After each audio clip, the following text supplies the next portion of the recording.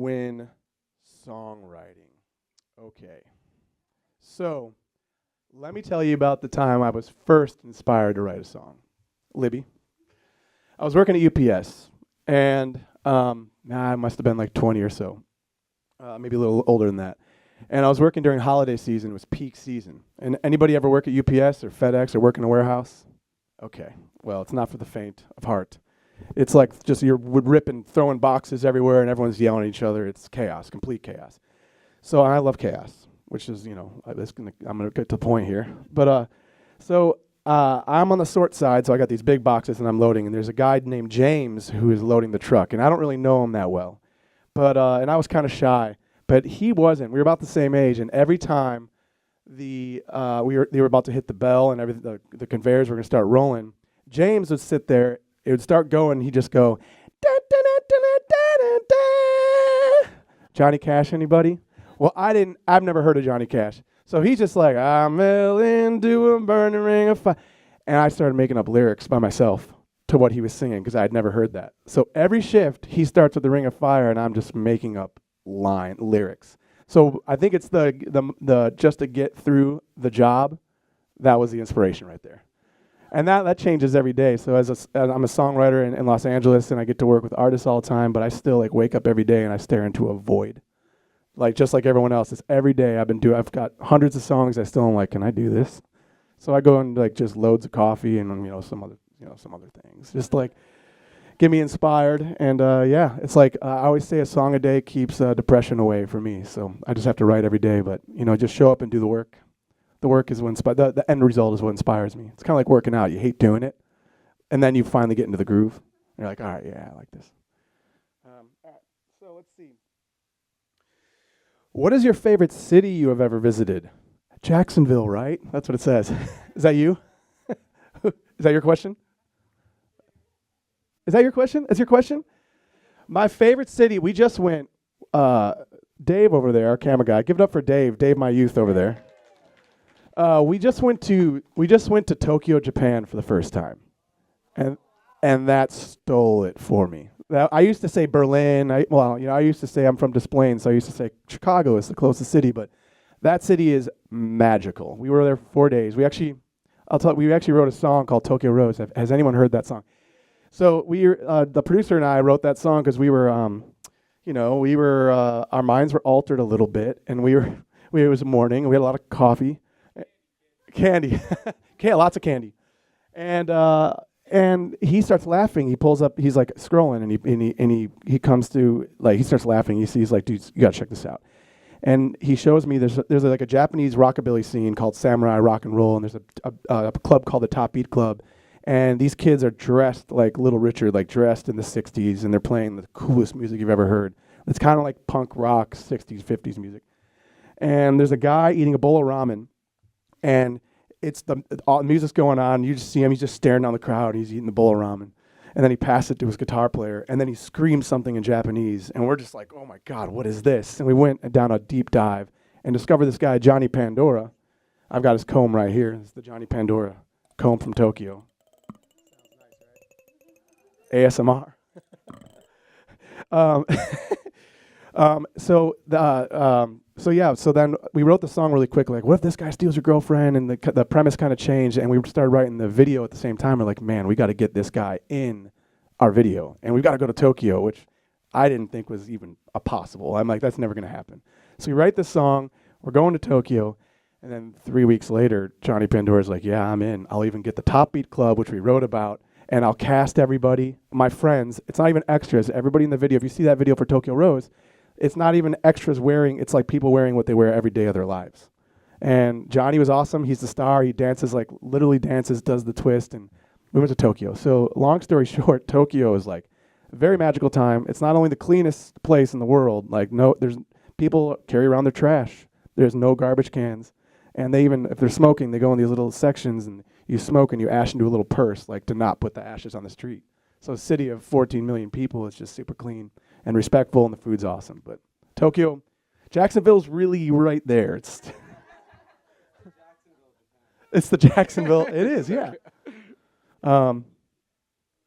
Okay, should I just read these? Any other questions? Unless if someone has anything, please. Like, we're shouted out kind of people. So let's see. What is the hardest part about writing songs? Violet. Violet. The hardest part is just sitting down. That first 10 to 20 minutes is probably the hardest part because all the doubts are there. It's like, can I do this? But what I did, I read a book. I was probably when I was around the time I was working at UPS and before I was a songwriter. I read a book called The War of Art. And The War of Art is written by Stephen Pressfield. Has anybody read that book? You guys should all go get that book. That changed my life completely. So I read that book, and it talks about resistance. Like, resistance is anything that gets in the way of you doing what you want to do. Like, if you want to dance, and like somebody comes up and is like, hey, go check this out, but you really want to dance, that's called resistance. So the hardest part is just sitting down and doing it. And then once you're doing it, do you ride a bike? It's just like that. Once you start cruising on the bike, it's just like that. They all ride bikes? You guys can all write songs. It's very, very similar. You know, you're going to get some bumps. You know, you might not make it to your destination, but it's if you're in love with it and you have a lot of fun doing it, that's the easy part. So you just got to sit down and do the work, practice. You know. You did? That's kind of like a bad idea and a good idea colliding.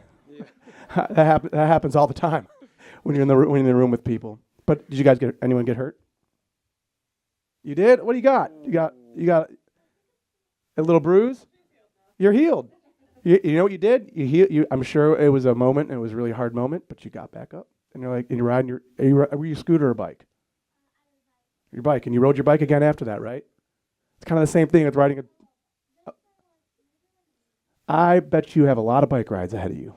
But it's the same kind of thing. You know, when you're writing songs, you're going to write some bad ones, then you wake up the next day and you just do it again because you love it. It's for the love of the game. Next question. What is your favorite song you have written and why? Okay, so as I was saying, I had a band called Empires out of Chicago. And we were a band for like 8 years or so, just touring band, like always just about to like make it. And then, you know, things happen and we don't quite get there.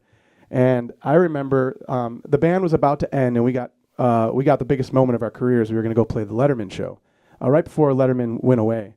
It's a late night TV show. For most of you that don't know, but it was a big break for us. We signed to a major, and we had everything going for us. But I decided I was kind of done. I thought I was done touring at this point. And I wrote this song that my band didn't like. And I don't really know if I liked it either. It's just a soft acoustic song. I went to my parents. I was living in Chicago. My parents were in Des Plaines. Over Christmas break, I went over there, and they had this like 5-string nylon guitar out of tune. And I took a nap. I woke up, and this song fell out. And then the band's like, we don't like it. But we had a publisher at the time. By the way, who asked this question? Oh, yeah, there you go.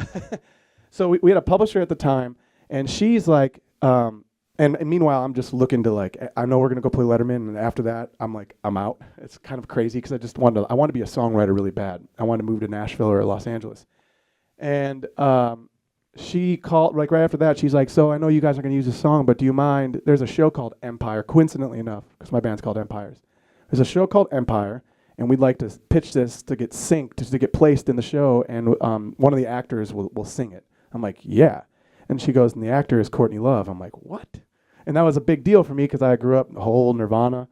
So that actually happened. Courtney Love sang the song I wrote in my parents' bedroom, and I'm like, okay, I'm moving to LA, and I'm going to join a band and quit a band every day. I'm just going to write songs. So that's my favorite song because that started me on this journey. Okay. I'm like hoping I have answers for all this. What would you do if you didn't have this career path? I don't know. I have no backup plan. I graduated out of high school, and I was like, I don't know what I'm going to do. I bounced around some colleges. I worked at UPS, Coca-Cola, landscaping.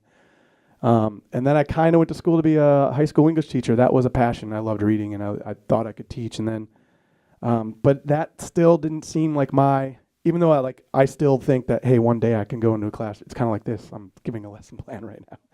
I love that because I think English teachers were like really inspiring for me to like get creative.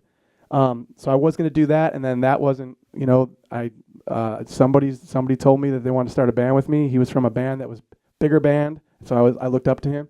He was a man called The Academy Is, and then he stopped being in that band, and he just saw me playing at some open mic. He's like, "You're going to be a singer." I'm like, "Cool." And then we went on tour, and I never looked back. So I still to this day don't have a backup plan. I've always bartended. Like before songwriting became my career, I was a bartender. So I'd probably just go back to that, but it would probably be in Hawaii. Probably go be a bartender in Hawaii. That's the okay. Let me read this. What would you do if you didn't have this career path? I'd be a bartender in Hawaii.